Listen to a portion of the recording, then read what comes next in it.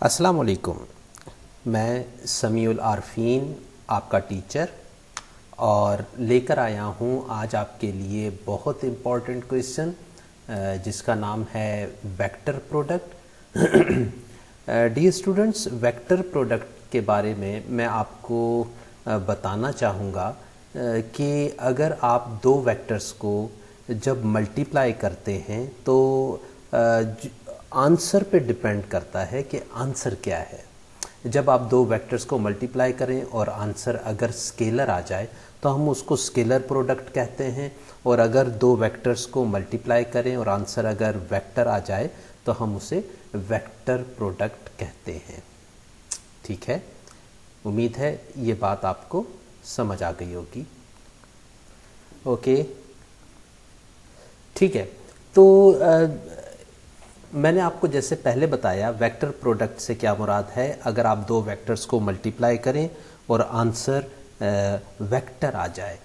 इस बात को अच्छे तरीके से समझाने के लिए अगर मैं आपको, जैसा कि इससे पहले भी मैंने आपको ये एग्जांपल दी थी कि अगर मैं फोर्स को मल्टीप्लाई करूं डिस्प्लेसमेंट से तो आंसर क्या आएगा। देखो, फोर्स और डिस्प्लेसमेंट को जब मैं मल्टीप्लाई करता हूं तो आंसर होता है मेरा वर्क। देखो, force is a vector quantity, we know that force is a vector quantity, और displacement is also a vector quantity. हम जानते हैं दोनों के दोनों वेक्टर क्वांटिटीज हैं। अगर हम थोड़ा सा पीछे चले जाएं और बात करें डिस्प्लेसमेंट की, तो 9th क्लास में हमने ये पढ़ा था कि जो डिफरेंस है बिटवीन डिस्टेंस एंड डिस्प्लेसमेंट, उनमें से एक डिफरेंस ये था कि distance is a scalar quantity and displacement is a vector quantity. ऐसे ही है ना। तो देखो, जब हमने फोर्स को डिस्प्लेसमेंट के वेक्टर के साथ मल्टीप्लाई किया तो हमारे पास आंसर क्या आया, और आंसर आया work, and we know that work is a scalar quantity. That's why जब आप दो वेक्टर्स को मल्टीप्लाई करें और आंसर, देखो इन दोनों को जब मैंने मल्टीप्लाई किया तो मेरे पास आंसर क्या आया, आंसर आया work, and work is a scalar quantity. तो इसका मतलब ये है कि जब मैं दो वेक्टर्स को मल्टीप्लाई करूं और आंसर स्केलर आ जाए तो मैं इसको डॉट प्रोडक्ट कहता हूं। Dot product. ओके, बट याद रखिएगा कि वर्क डॉट प्रोडक्ट होता तो है, लेकिन इसका एक और नाम भी है, वो है scalar product, because answer is scalar. Work is a scalar quantity, that's why it is also called scalar quantity. But मैं बात कर रहा हूं वर्क वेक्टर प्रोडक्ट की, तो वेक्टर प्रोडक्ट ही पर रहेंगे। याद रहे, डॉट प्रोडक्ट के बारे में मैंने पिछले लेक्चर में आपको बहुत तफसील से बताया था। देखिए, वेक्टर प्रोडक्ट में जब हम दो वेक्टर्स को मल्टीप्लाई, फॉर एग्जांपल अगर मैं बात करता हूं आर डिस्प्लेसमेंट वेक्टर की और एफ वेक्टर की, तो मैं जानता हूं मेरे पास जो आंसर आएगा वो आएगा torque, and we know that torque is also a vector quantity. तो जब मैं दो वेक्टर्स को आपस में मल्टीप्लाई करता हूं तो आंसर भी मेरे पास वेक्टर आ जाता है। इस तरह की प्रोडक्ट को हम वेक्टर प्रोडक्ट कहते हैं। वेक्टर प्रोडक्ट होगा या डॉट प्रोडक्ट होगा, ये डिपेंड करता है इसका आंसर क्या है। तो फर्ज कीजिए मेरे पास एक वेक्टर है ए वेक्टर और दूसरा वेक्टर है मेरे पास बी वेक्टर। मैं जानता हूं कि जब मैं दो वेक्टर्स को आपस में मल्टीप्लाई करूंगा तो ओके, जब मैं दो वेक्टर्स को आपस में मल्टीप्लाई करूंगा क्रॉस लगेगा, है ना, क्रॉस लगेगा, और आंसर क्या आ जाएगा, आंसर आएगा एक और वेक्टर। देखो मेरे पास अगर ऊपर की एग्जांपल में देखें, आर वेक्टर है, एफ वेक्टर है, जब मैंने इन दोनों वेक्टर्स को मल्टीप्लाई किया तो आंसर क्या आया, एक और वेक्टर, है ना। तो इसी तरह से जब मैं एक वेक्टर ए को क्रॉस करूंगा दूसरे वेक्टर बी से, तो चूंकि मैं क्रॉस कर रहा हूं इसका मतलब यह है कि इसका जो आंसर आएगा वो भी वेक्टर ही आएगा। और देखो, मैंने इस वेक्टर का नाम सी दे दिया और उसके ऊपर एक एरो हेड लगा दिया। इसका मतलब क्या है, इसका मतलब साफ सा ये है कि ये इज ए वेक्टर प्रोडक्ट। ठीक है, तो मेरे पास अब वेक्टर्स आ गए हैं। मैंने जब दो वेक्टर्स को आपस में मल्टीप्लाई किया तो मेरे पास वेक्टर आ गया। ये है वेक्टर प्रोडक्ट। ओके, अगर मैं ए वेक्टर को बी वेक्टर के साथ क्रॉस करता हूँ तो इसको ओपन कैसे करेंगे? अगर एक वेक्टर ए है, एक वेक्टर बी है, तो मैं अगर इसे ओपन करना चाहूँगा तो आ जाएगा A B sine theta, right. तो ए बी साइन थीटा इसका आएगा। कॉस क्यों नहीं आएगा? ये बात हमने बहुत तफसील से पिछले लेक्चर में की थी, डॉट प्रोडक्ट वाले में या उससे पहले वाले में। तो अगर आपको समझ हो इस बात की कि जैसा कि मैंने इससे पहले भी आपको बताया था कि ये जो चीज़ है ना, ये मैग्नीट्यूड है। मैग्नीट्यूड किसका? इन वेक्टर्स की प्रोडक्ट का। यानी जब आप एक वेक्टर ए को क्रॉस करेंगे दूसरे वेक्टर बी से तो आपके पास ये मैग्नीट्यूड आएगा और एक आएगा डायरेक्शन एन हैट। अब ये आपके पास एक कंप्लीट वेक्टर बन गया राइट हैंड साइड पर। अगर आपको याद हो, मैंने आपको डॉट प्रोडक्ट के पढ़ाते हुए बताया था कि एक वेक्टर ए को जब आप डॉट करेंगे दूसरे वेक्टर बी के साथ तब आपके पास आंसर क्या आएगा? आंसर आएगा A B cos theta, only cos theta. उसकी वजह कि जब आप दो वेक्टर्स को डॉट करते हैं, डॉटली मल्टीप्लाई करते हैं, तब आपके पास जो आंसर है वो स्केलर होता है, उसकी डायरेक्शन नहीं होती। लेकिन अब मैं क्रॉस पढ़ा रहा हूं और क्रॉस में मैंने आपको बताया कि जब हम दो वेक्टर्स को यहाँ पर देख लें, अगर आप यहाँ पर भी देखें तो आपको समझ होगी कि जब आपने इन दो वेक्टर्स को आपस में मल्टीप्लाई किया तो आंसर क्या आया? तीसरा वेक्टर। इसी तरह से जब आप इन दो वेक्टर्स को मल्टीप्लाई करेंगे तो एक तो आ जाएगा मैग्नीट्यूड, जैसा कि ये आ गया, लेकिन जाहिर है वेक्टर कंप्लीट करना था तो वेक्टर कंप्लीट करने के लिए आपको एक यूनिट वेक्टर भी देना था, डायरेक्शन भी देनी थी, और यूं एन हैट हमने लगा दिया और इस तरह से आपके पास एक कंप्लीट वेक्टर बन गया। यानी ये साइड जो है आपकी कंप्लीट वेक्टर है। वेक्टर के अंदर दो चीज़ें होती हैं, एक मैग्नीट्यूड और एक डायरेक्शन। तो देख लीजिए इसमें मैग्नीट्यूड भी मौजूद है और डायरेक्शन भी मौजूद है। जबकि इस तरफ अगर आप इस बात को देखें इसको, तो यहाँ पर आपके पास सिर्फ और सिर्फ मैग्नीट्यूड है, सिर्फ और सिर्फ स्केलर क्वांटिटी है। उसकी बुनियादी वजह ये कि जब आप दो वेक्टर्स को डॉटली मल्टीप्लाई करते हैं तब आपके पास आंसर ही सिर्फ स्केलर आता है, जबकि यहाँ पर आपके पास आंसर जो है वो वेक्टर आ रहा है। ओके, उम्मीद है ये बात आपको बहुत अच्छे से समझ आ गई होगी। तो अब मैं बात कर रहा हूँ राइट हैंड रूल की। राइट हैंड रूल में याद रखिएगा, अगर आपके पास एक वेक्टर, ये एक प्लेन में बना लेता हूँ, एक प्लेन बना लेता हूँ इस तरह से ताकि बात अच्छे से आपको समझ आ जाए। फ़र्ज़ कीजिए ये एक पेपर है आपकी कॉपी का, ठीक है, मैं इसी की बात कर रहा हूँ, कॉपी का पेपर बना रहा हूँ और कॉपी के पेपर में मैंने कुछ वेक्टर्स को रिप्रेजेंट करना है। ओके, फ़र्ज़ कीजिए आपकी ये कॉपी का एक पेपर है और इस पेपर के अंदर मैं एक वेक्टर को इस तरफ से, ये मेरे पास फ्रेम ऑफ रेफरेंस का ओरिजिन है और ये मेरे पास एक वेक्टर आ गया ए वेक्टर, ठीक है, ये मेरे पास आ गया ए वेक्टर। ओके, जबकि दूसरा वेक्टर मैं बना लेता हूँ ये वेक्टर, ठीक है, तो ये मेरे पास एक और वेक्टर आ गया बी वेक्टर। ओके, ये दो वेक्टर्स हैं जिनको मैंने मल्टीप्लाई करना है। याद रहे ये एक ही प्लेन में है। ठीक है, ये एक ही प्लेन में वाक़ हैं। एक ही प्लेन से मुराद ये कि ये एक ही पेपर पर मौजूद हैं, ठीक है, एक ही पेपर पर जो लाइनें आपने खींची हैं वो हैं ए वेक्टर और बी वेक्टर, ये एक ही प्लेन पर हैं। अब अगर आप ए को बी से मल्टीप्लाई करेंगे इस तरह से, जब आप ए को बी से मल्टीप्लाई करते हैं तो हमने क्रॉस प्रोडक्ट में क्या सीखा? हमने क्रॉस प्रोडक्ट में ये सीखा था कि जब आप दो वेक्टर्स को मल्टीप्लाई करते हैं, जब आप दो वेक्टर्स को मल्टीप्लाई करते हैं तो आपके पास आंसर क्या आता है?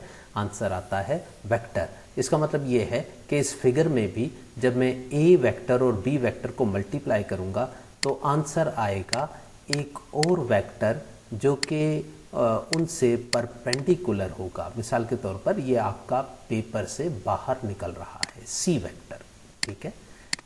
जब आप ए को बी से मल्टीप्लाई करते हैं तो ए और बी एक ही प्लेन में होंगे, लेकिन सी वेक्टर इन दोनों के परपेंडिकुलर होगा, ऊपर की तरफ होगा या नीचे की तरफ होगा। बहरहाल 90 डिग्री बनाएगा वो, न सिर्फ बी से बल्कि ए के साथ भी, ठीक है। तो जब आप दो वेक्टर्स को मल्टीप्लाई करते हैं तो आंसर आ जाता है तीसरा वेक्टर, और इसको कहते हैं हम cross product. Right hand rule से इसकी डायरेक्शन को फाइंड किया जा सकता है। ओके, मैं इसी चीज़ को अगेन बना लेता हूँ, बल्कि एक काम करता हूँ, इसको कॉपी कर लेता हूँ। ओके, मैंने क्या किया, सिंपल इसे कुछ भी नहीं किया, कॉपी कर लिया। अब मेरे पास दो फिगर्स हो गई हैं, दोनों आपको नज़र आ रही हैं। लेकिन यहाँ पर अगर आप गौर से देखें इस फिगर में, तो मैं जा रहा हूँ फ्रॉम ए टू बी। अगर मेरे इस एरो को आप देखें, नज़र गाड़ें इस एरो पर, तो फ्रॉम ए टू बी। तो अगर आप अपने हाथ को इस तरह से घुमाएं कि आप ए से बी की तरफ जा रहे हैं, तो जो थंब बनेगा वो अपवर्ड बनेगा। ऐसा ही है ना? जब आप ए से बी की तरफ जाते हैं तो आपका जो थंब है वो बनेगा ए की तरफ अपवर्ड। तो ओके, ज़रा सा मुश्किल है, बट मैं ट्राई करता हूँ। पेन पर क्लिक करते हैं। ओके, देखो, मैं इस फिगर को बनाने की कोशिश करता हूँ। इतना आसान नहीं है, बट थंब बन गया। उसके बाद ऐसे, और देखें, फ़र्ज़ कीजिए कि आपने ये जो ऐसे आपने मोड़ी हैं अपनी उंगलियां, किस तरफ को मोड़ी हैं आपने अपनी उंगलियां? आपने उंगलियां मोड़ी हैं फ्रॉम ए टू बी। तो ज़रा थंब देखें, ये थंब क्या अपवर्ड नहीं बन रहा? तो इसका मतलब यह है कि जब आप ए को बी से मल्टीप्लाई करेंगे तो आपके पास जो थंब है वो अपवर्ड बनेगा, यानी आप जो रिज़ल्ट है यानी सी वेक्टर, इसकी डायरेक्शन होगी अपवर्ड। लेकिन इस वेक्टर को यहाँ पर भूल जाइए, और अब आप गड़बड़ हो गई। इस चीज़ को मान लीजिए कि मैं ए से बी की तरफ आ रहा हूँ। ओके, अब इसी चीज़ को, ये जो राइट हैंड रूल आपको नज़र आ रहा है, ये जो आपको राइट हैंड रूल नज़र आ रहा है, इसको फॉलो कीजिए।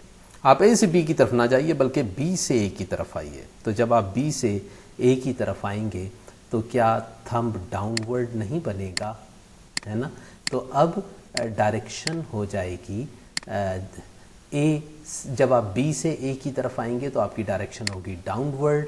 इस सेंस में अगर आप ए को बी से मल्टीप्लाई करते हैं, यानी जब आप ए वेक्टर को क्रॉस करते हैं बी के साथ, तो आपके पास आंसर क्या आता है? C vector. लेकिन जब आप बी को ए से मल्टीप्लाई करते हैं, यानी जब आप बी वेक्टर को क्रॉस करते हैं ए वेक्टर के साथ, तो देखो डायरेक्शन अपोजिट हो गई। इस डायरेक्शन अपोजिट को मैं माइनस के साथ रिप्रेजेंट करूंगा और आपके पास आंसर आ जाएगा माइनस सी वेक्टर। वेक्टर तो वही है, लेकिन उसकी डायरेक्शन जस्ट पहले अपवर्ड थी जब आपने ए से बी को मल्टीप्लाई किया, लेकिन जब आपने बी से ए को मल्टीप्लाई किया तो डायरेक्शन हो गई डाउनवर्ड। इस सेंस में मैं ये कह सकता हूं कि A vector cross B vector is not equals to B vector cross A vector. यानी अगर आप इन दोनों वेक्टर्स को आगे पीछे मल्टीप्लाई करें तो आंसर कभी भी बराबर नहीं आएंगे। इसका मतलब ये भी है कि it is non commutative property, है ना? अगर मैं प्रॉपर्टीज़ की बात करता हूँ तो ये एक नॉन कम्यूटेटिव प्रॉपर्टी है, यानी A cross B is not equal to B cross A. तो चलिए, non commutative property,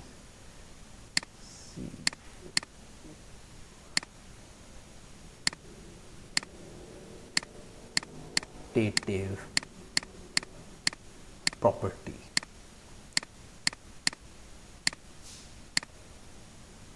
okay, it is non commutative property, यानी A cross B is not equal to B cross. अगर ये बराबर आ जाते तो मैं ये कहता कि इट इज कम्यूटेटिव प्रॉपर्टी है। ठीक है, तो ये पहली प्रॉपर्टी हो गई इसकी। जब आप दो वेक्टर्स को क्रॉसली मल्टीप्लाई करते हैं तो फिर देखो मेरे पास एक फ्रेम ऑफ रेफरेंस बना लेता हूँ जस्ट आपको समझाने के लिए। अगर मेरे पास ये फ्रेम ऑफ रेफरेंस है, अमूमन मैं हॉरिजॉन्टल लाइन को एक्स एक्सिस से रिप्रेजेंट करता हूँ और यहाँ पर जो डायरेक्शन होगी मैं उसे आई हेड से रिप्रेजेंट करूँगा। वर्टिकल लाइन को मैं वाई एक्सिस से और यहाँ पर जो डायरेक्शन है मैं उसे जे हेड से रिप्रेजेंट करूँगा। जबकि ये डायरेक्शन मैं इसे जी का नाम देता हूँ, और यहाँ पर अगर कोई वेक्टर हुआ तो उसकी डायरेक्शन होगी के हेड। ओके, फर्ज कीजिए कि आपके पास एक वेक्टर है आई, ये इसका नाम मैं ए दे देता हूँ, इसकी डायरेक्शन है आई हेड।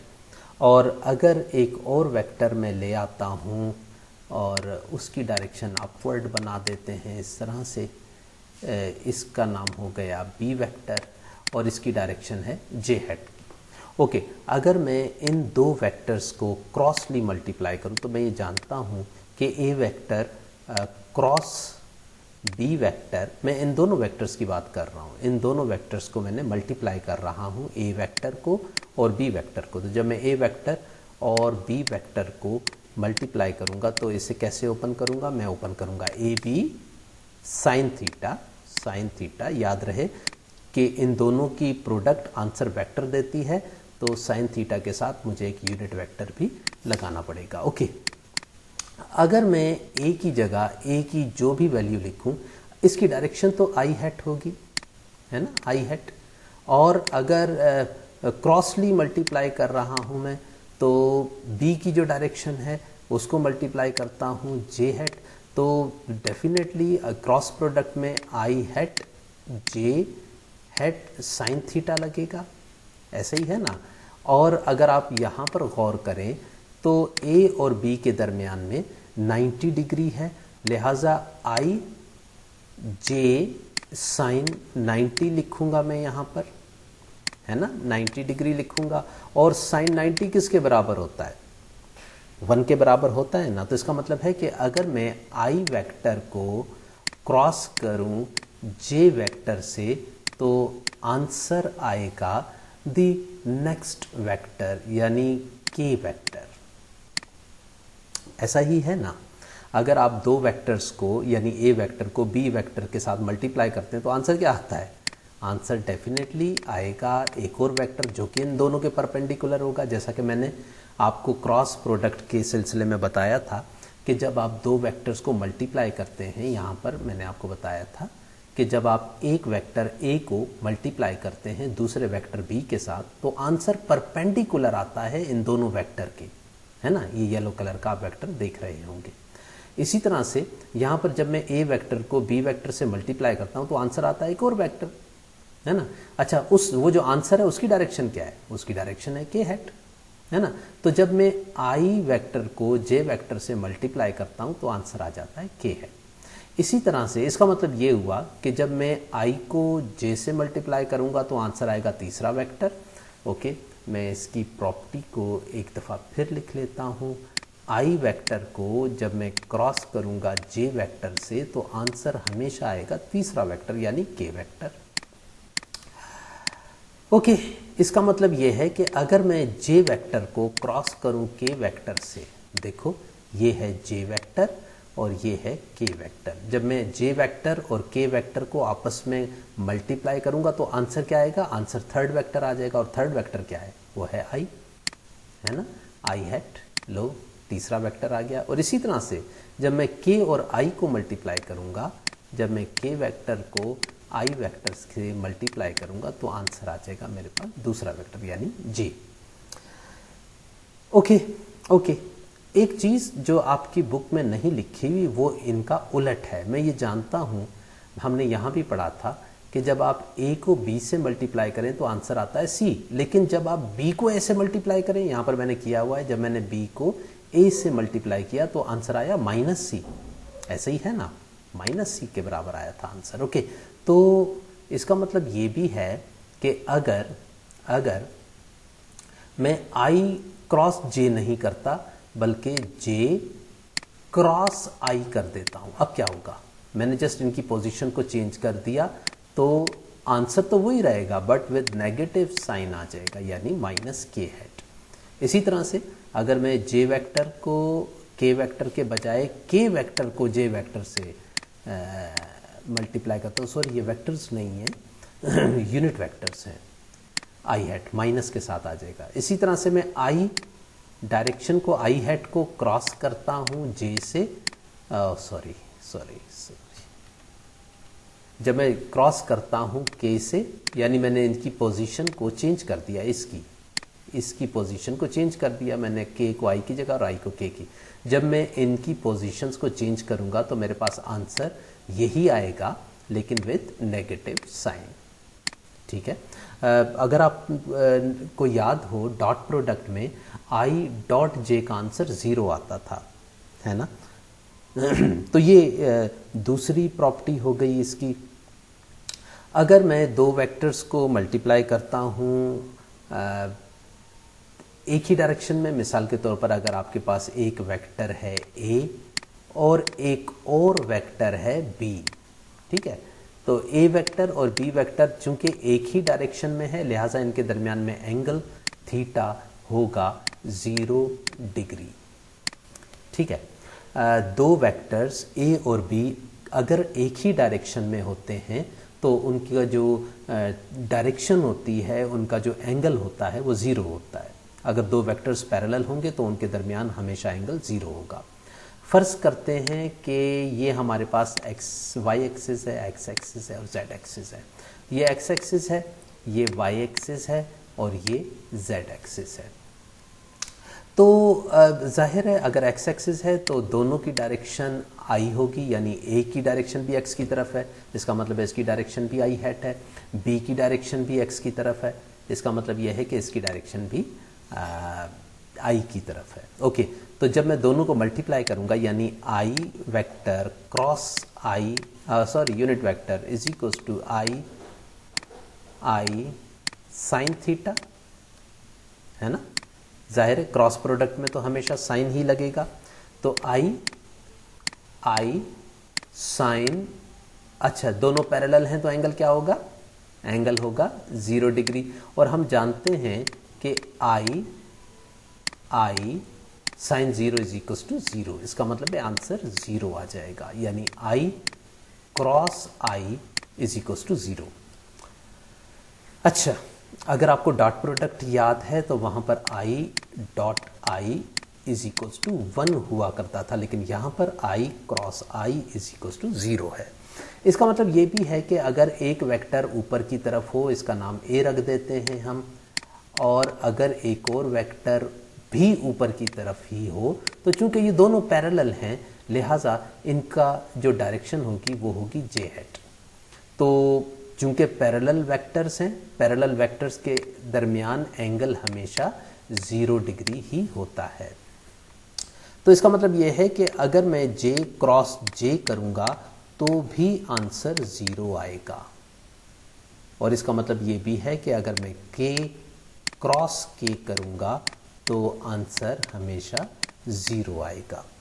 तो ये दो प्रॉपर्टीज़ आपने ख़ास कर याद रखनी है, इस्तेमाल होंगी। एक तो ये प्रॉपर्टी है I cross J is equal to K, यानी जो दो वेक्टर्स को मल्टीप्लाई कर, दो यूनिट वेक्टर्स को मल्टीप्लाई करते हैं तो आंसर तीसरा यूनिट वेक्टर आ जाता है। रिवर्स करेंगे तो माइनस के साथ सेम आंसर आएगा, उसकी वजह क्रॉस प्रोडक्ट है। और तीसरी बात कि जब आप इन दोनों को सेल्फ प्रोडक्ट लेने की कोशिश करेंगे या दो वेक्टर्स एक ही डायरेक्शन में हैं तो हमेशा answer I cross I is equals to 0, J cross J is equals to 0, K cross के इज इक्वल्स टू 0 होगा। उम्मीद है ये बात आपको बहुत अच्छे से समझ आ गई होगी। मल्टीप्लाई का तरीका इसकी आखिरी प्रॉपर्टी है। मल्टीप्लाई करने के लिए मैं हमेशा रेकमेंड करूँगा कि अगर आपके पास दो वेक्टर्स हैं, फ़र्ज़ कीजिए आपके पास दो वेक्टर्स हैं 2i plus 3j plus 5k, अगर आपके पास एक वेक्टर ये है और दूसरा वेक्टर आपके पास b वेक्टर आ जाता है, b vector is equals to i minus J plus 2k। Let suppose, ये मैं खुद से सपोज कर रखे हैं दो वैल्यूज़, तो जब मैं इनको मल्टीप्लाई करूँगा तो मल्टीप्लाई करने के लिए जो क्रॉस प्रोडक्ट है उसमें सबसे आसान तरीका डिटर्मिनेंट मेथड है। यानी मैं ए वेक्टर को क्रॉस करता हूँ बी वेक्टर के साथ, तो बेहतरीन तरीका ये होगा कि मैं वो डिटर्मिनेंट ले लूँ। यहाँ पर मैं आई लिखूँगा, यहाँ पर जे लिखूँगा, यहाँ पर के लिखूँगा।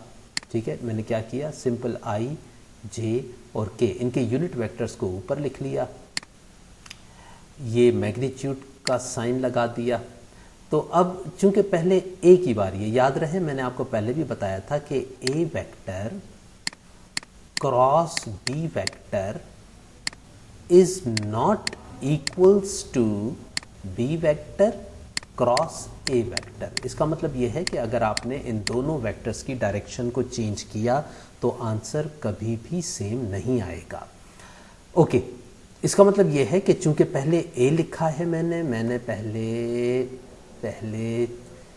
ए लिखा है, लिहाजा मैं ए की वैल्यू को अब पहले यहाँ पर लिखूंगा, यानी आई की जगह 2 लिखूंगा, जे की जगह 3 लिखूंगा और के की जगह 5 लिखूंगा। ओके, चूंकि बाद में आया है बी, लिहाजा बी की वैल्यू को मैं बाद में लिख लेता हूँ। बी की वैल्यू को लिखूंगा मैं 1, उसकी वजह आई के सामने कुछ भी नहीं है तो कुछ भी नहीं होता तो 1 होता है। जे के आगे जो है वो -1 है तो -1 लिखूंगा और के की जगह 2 लिख दूंगा। ठीक है, ओके, ये मैंने लिख दिया। फार्मूला जो इस्तेमाल होता है वो इस्तेमाल होता है प्लस माइनस प्लस का। ठीक है, अगर आप मैथमेटिक्स के स्टूडेंट हैं जल्द ही आप इससे फैमिलियर हो जाएंगे, ये बहुत आसान तरीका है। ओके, जब आप ये क्रॉस प्रोडक्ट की मल्टीप्लिकेशन समझा रहा हूँ आपको कि जब भी आप न्यूमेरिकल में क्रॉस प्रोडक्ट लेने की कोशिश करेंगे तो बेहतरीन तरीका ये है कि आप ये डिटर्मिनेंट मेथड यूज़ करें। इसमें करेंगे क्या आप सिंपल आपने कुछ भी नहीं करना। जब आप आई को लिखेंगे तो आपने लिखना है प्लस आई, ये वाला। जब आप प्लस आई हैट लिख दिया तो न तो आपने चूंकि आपने आई को लिखा है लिहाजा इस कॉलम को और आई वाली रो को नहीं लिखना। बाकी क्या बचा? बाकी बचा आपके पास 3, 5, -1 और 2, ऐसे ही है ना? ओके, तो मैं लिख देता हूं 3, 5, -1 और 2। ठीक है, ओके, अब मैं लिख रहा हूं -j। जब मैंने -j को लिखा जब मैं -j को लिखता हूं तब मैं -j वाली इस कॉलम को और इस रो को नहीं लिखूंगा। बाकी क्या बचा? बाकी बचा 2, 1, 5 और 2, ऐसे ही है ना? ओके, तो मैं लिखूंगा 2, 5, 1 और 2। ओके, अब मैं लिख रहा हूं प्लस के। अब मैं लिख रहा हूं प्लस के लिखने के बाद जाहिर है मैंने इस कॉलम को और इस रो को हाइड कर लेना है, तो जो चीज़ बचेगी मैं उसको लिख लूँगा। यानी मेरे पास बचा 2, 3 1 और -1, 2 3 1 और -1। ओके, अब डिटर्मिनेंट मेथड यूज़ करते हैं, आपको आंसर मिल जाएगा ए वेक्टर क्रॉस बी वेक्टर का। ओके, आई हैट अगेन उसी तरह से लिखेंगे। डिटर्मिनेंट मेथड में फर्स्ट डायगोनल की प्रोडक्ट को लिखते हैं, यानी 2 3 6, खुद से माइनस लगाते हैं और 5 मल्टीप्लाई बाय -1 इज -5 लिख देंगे। ये सेकंड डायगोनल होता है। -j और -j के बाद इस फर्स्ट डायगोनल को लिखेंगे, इस फर्स्ट डायगोनल की प्रोडक्ट को लिखेंगे। तो 2 2 4 माइनस लगाएंगे खुद से और इसकी सेकंड डायगोनल की प्रोडक्ट को लिखेंगे और वो है 5 1 5। ओके, प्लस के हैट लिखेंगे और फर्स्ट डायगोनल की प्रोडक्ट को लिखेंगे जो कि है -2, खुद से लगाएंगे माइनस और 3 1 3। ओके, रूल्स हैं, इन रूल्स को आप फॉलो करेंगे तब आपका आंसर बहुत आराम से आ जाएगा। ओके, अब मैं simple 6 plus because minus minus plus 5 हो जाएगा, -j इंटू -1। अगर मैं इसको सॉल्व करूँगा, 5 -5 और +4 को तो -1 आ जाएगा, प्लस के हेट इंटू -5। ओके, मैं मल्टीप्लाई करता हूँ 6 एंड 5 11 मल्टीप्लाई बाय आई 11 आई हो जाएगा, माइनस माइनस प्लस हो जाएगा, j 1 j हो जाएगा और plus minus minus 5 multiply by k is 5k। आप नोटिस करेंगे कि आपके पास एक और वेक्टर आ गया है, यानी जब आपने दो वेक्टर्स ए वेक्टर को क्रॉस किया बी वेक्टर से तो नोटिस करें एक और वेक्टर आ गया, यानी 11 मैग्नीट्यूड है, आई डायरेक्शन है, 1 मैग्नीट्यूड है, जे डायरेक्शन है, -5 मैग्नीट्यूड है और के डायरेक्शन है। तो ये बेहतरीन तरीका है दो वेक्टर्स को क्रॉसली मल्टीप्लाई करने का। सारा तरीका आपको समझा दिया, सारी बात आपको बता दी, इसकी प्रॉपर्टीज़ भी कोशिश की है बहुत अच्छे तरीके से समझाने की। अगर आपको समझ आ गई है तो ठीक है, लेकिन नहीं तो आप क्वेश्चंस कर सकते हैं, कमेंट्स में पूछ सकते हैं। अगली वीडियो के लिए मुझे दीजिए इजाज़त। अल्लाह हाफ़िज़।